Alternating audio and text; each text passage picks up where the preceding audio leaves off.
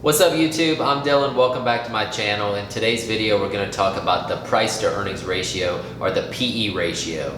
This is one of the most popular valuation ratios used in the financial industry because it compares a company's stock price relative to its earnings per share. You may often hear the PE ratio referred to as an earnings multiple or a price multiple because it really represents what an investor is willing to pay for a company's earnings. The PE ratio can give investors a good gauge to whether a stock is cheap, expensive, overvalued, or undervalued relative to its earnings. However, with any valuation metric, the PE ratio should never be used alone, but rather as part of a set of tools you can use when evaluating a company and really determining whether you're going to invest in the stock. Alright, so how do we determine the PE ratio? So what the PE ratio is price divided by earnings. So you take the company's stock price divided by their earnings per share. And if you're not familiar with how to calculate earnings per share, I recommend checking out the video on how to read an income statement because it really breaks down what's in an income statement, what is net income or net earnings, and down below that you'll see how they break down earnings per share based on the number of shares the company has outstanding. So there's two types of EPS, or earnings per share. The first one is trailing 12 months. So what that refers to is the company's earnings over the previous 12 months.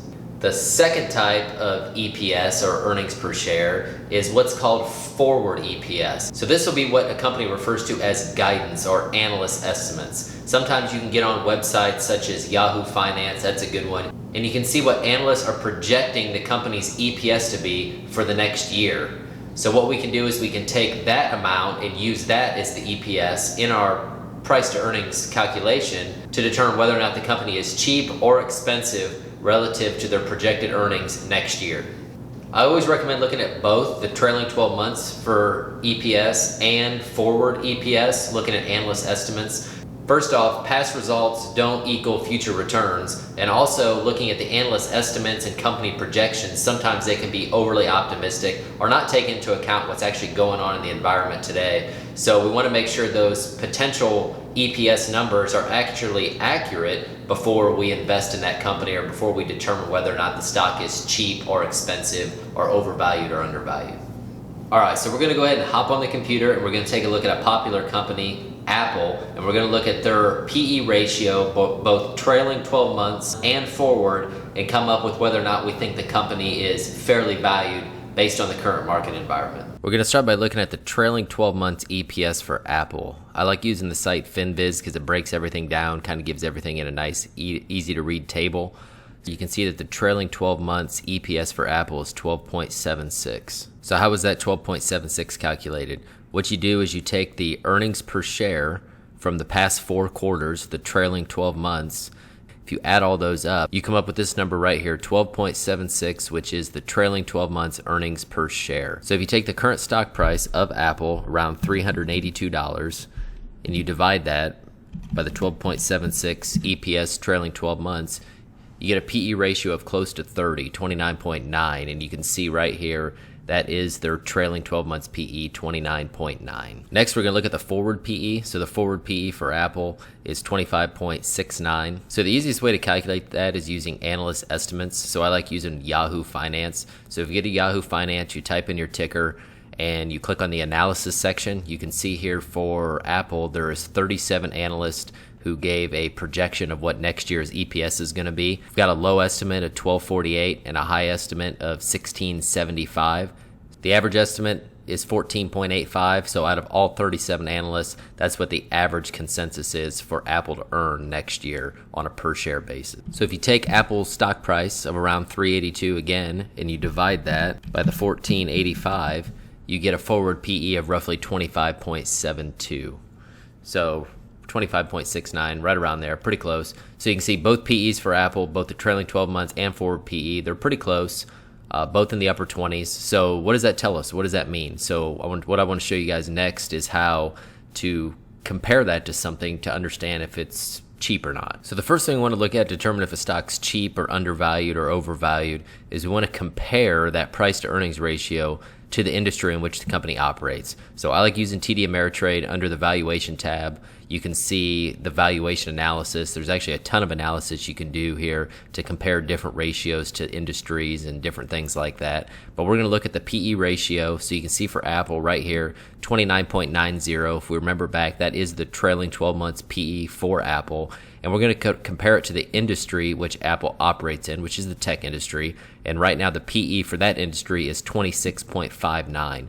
So what we can conclude from this is Apple is trading at a higher multiple relative to the industry. So is that good or is that bad? Well, that depends on what you're looking for. So what this tells me at face value is that Apple is trading at a premium relative to the industry, and that investors are willing to pay more for Apple's earnings in comparison to the industry as a whole or other companies that operate in the industry. All right, so we've looked at Apple compared to its peers in the industry in which it operates, and we concluded that it's a little more expensive than other companies or the industry as a whole. So now let's compare it to itself. That's another good metric to see. So where's the company trading relative to where it's traded in the past on a price to earnings basis? So I like using Stock Row for this. Stock Row breaks down all the metrics. You can see it over a 10-year period. So we're going to look at PE ratio here, and it gives the PE ratio for each year for the company. So over the past 10 years, Apple's traded at a PE of 11.92 to 18.99. So I always like taking out the lowest and the highest just to eliminate any outliers or anything like that. This is a relatively small range. However, we'll still take those out. So if you take out the highest and the lowest value, Apple's traded at 11.95 to 18.76 on a price to earnings ratio over the past 10 years. So let's compare that to where they're currently trading. So we're going to look at the PE ratio, both trailing 12 months and forward, of where Apple is currently trading and where they're potentially going to be trading in the next 12 months, and compare that to the range over the past 10 years to see where that falls in, to understand whether maybe the stock is overvalued or undervalued at this point.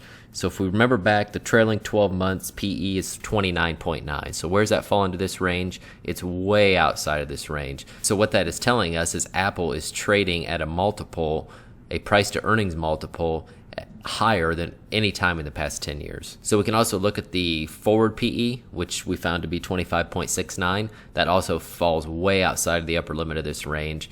So what does that tell us? It tells us a couple things. One, Apple is expensive on a price to earnings basis compared to the industry in which it operates, so compared to all its peers. It also tells us that when we compare Apple to its history of where it's traditionally traded in the past on a price to earnings basis, it's expensive compared to itself. It's trading at a level that it's never traded at in the past 10 years. So it is very expensive. Normally we'd like to buy companies when they're either trading at or below the PE of the industry in which they operate. And we also want to buy them when they're at the low end of their 10-year range or 5-year range if you want to look at a shorter time period. That means we're getting a good value for the stock because it traditionally trades in a range. We want to buy it at the lower end of that range so we have room to grow our money and grow our investment. So in a nutshell, the PE ratio indicates the dollar amount that an investor can invest in the company in order to receive $1 of earnings. Thus, it's referred to as the earnings multiple because it shows how much investors are willing to pay for $1 of earnings. In short, the ratio shows what the market is willing to pay for a company based on its either past earnings or future earnings. A relatively high PE could mean that a stock is overvalued or perhaps overvalued, whereas a really low PE could mean that a stock is undervalued or cheap, as we've learned in the past. However, we really need to be careful when looking at PEs, and we need to put them in context, and we need to compare them against something such as the company's past performance, such as the industry in which the company operates, or the overall market as a whole, to really get an understanding of whether or not the company is cheap or expensive. Although the PE ratio does have its limitations, it is one of the most widely used and widely accepted valuation metrics in the industry for determining whether a stock is undervalued or overvalued.